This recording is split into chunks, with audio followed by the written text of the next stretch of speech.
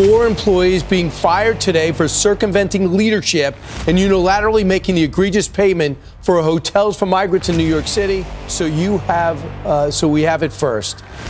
There's going to be firings, the names are going to be out, and let's bring in New York Congressman Mike Lawler.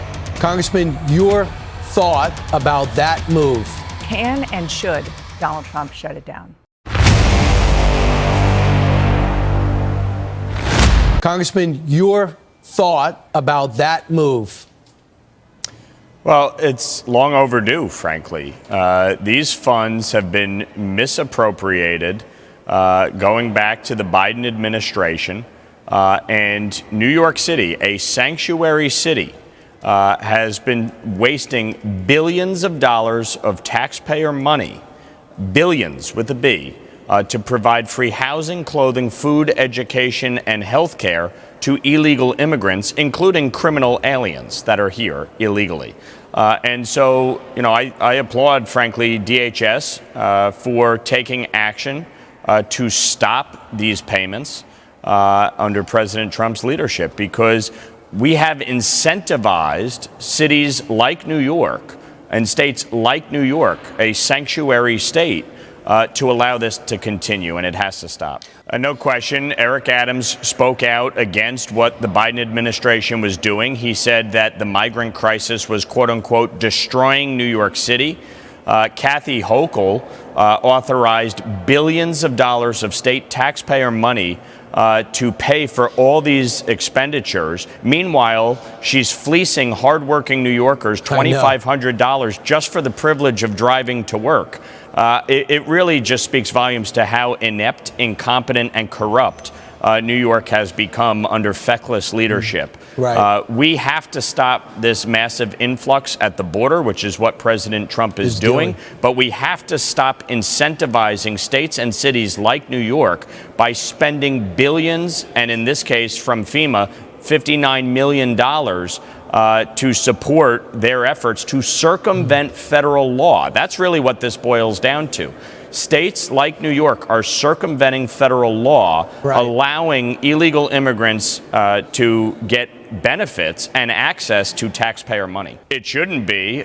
New York Republicans fought back against this effort several years ago. We were victorious in the lower court and the appellate division, and now it goes to the Court of Appeals. Unfortunately, I'm a little bit concerned because the New York Court of Appeals has been corrupted by Kathy Hochul and New York Democrats.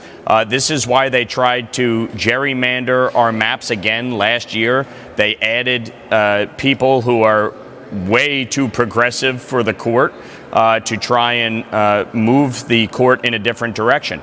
I am concerned, certainly, that the Court of Appeals will make a political decision and not follow the Constitution. It is very clear. Non-citizens do not have the right to vote in our elections, period. There's a reason New York is a sanctuary state and city, though. And the reason is they want illegal immigrants counted as part of the census. That gives them more congressional seats and it gives them more electoral votes. That's what this all boils down to. They want them to be able to vote in our elections. I fundamentally believe that it is wrong. It violates both the U.S. and New York State constitutions and needs to be prohibited. And if the court had any courage or any conviction at all, it will reject this outright today.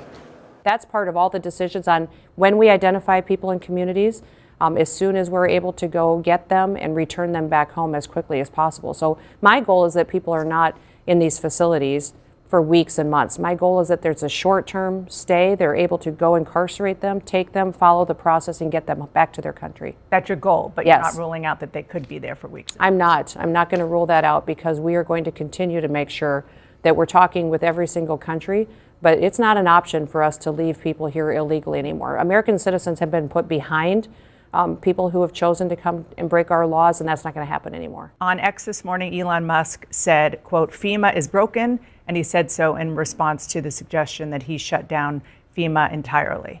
FEMA is, of course, funded by Congress, has repeatedly been authorized in statute, including by laws you voted for when you were in Congress.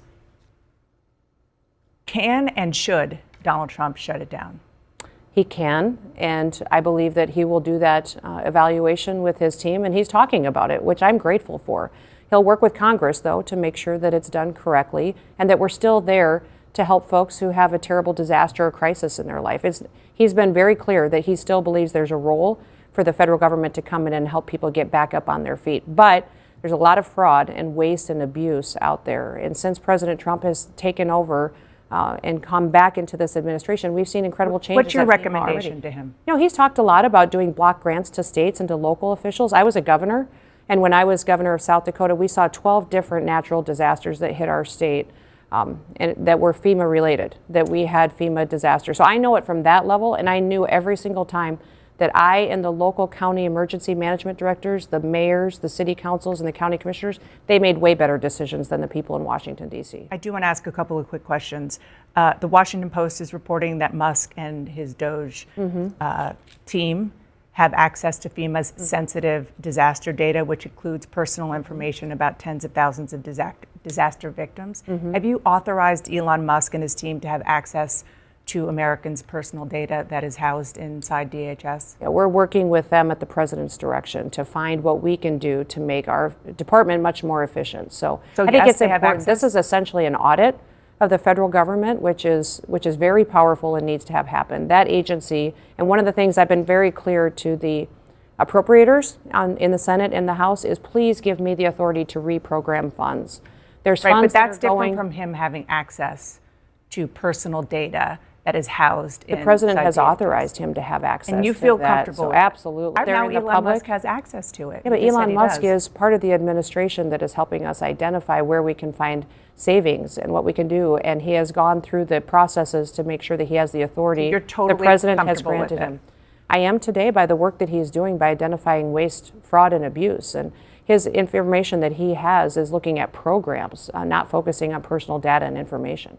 This controversy comes as the Trump administration intensifies efforts to overhaul FEMA. Last month, President Trump signed an executive order establishing a council to review the agency amid concerns over political bias. The new directive calls for the council's first meeting within 90 days and requires a report of its findings within 180 days. Trump has been long critical of FEMA, arguing that the agency bungles emergency relief efforts and should either be fundamentally reformed or even dismantled. He has previously denounced FEMA's performance, asserting that federal disaster aid should be given directly to states rather than managed by an inefficient agency. Funding for FEMA has soared in recent years following several high-profile weather disasters, and the agency now faces scrutiny over how it allocates emergency resources. The Trump administration's latest measures are part of a broader strategy to ensure that federal funds are used solely for American disaster relief and to strengthen national security.